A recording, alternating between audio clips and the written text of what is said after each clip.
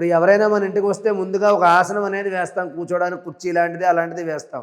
కాబట్టి దేవుడు ఇప్పుడు మన మందిరంలో ఉన్నాడు అన్న భావనతోటి ఒక పువ్వు తీసుకుని నేను మహాగణాధిపతి అని చెప్తున్నాను, అదేవిధంగా మీరు అక్కడ దేవుడి పేరు మార్చుకుని ఆవాహయామి అని ముందు ఒక పువ్వు పెట్టాలి. తర్వాత ఆసనం సమర్పయామి అని ఇంకో పువ్వు పెట్టండి. అలాగే ఆ కలశంలో మనం పసుపు కుంకుమ అక్షంతలు వేసుకున్న కలశం ఏదైతే ఉందో దాంట్లో పువ్వును ముంచి ఒక 3 సార్లు ఆ దేవుడి ఫోటోల మీద అక్కడ కూడా చల్లాలి.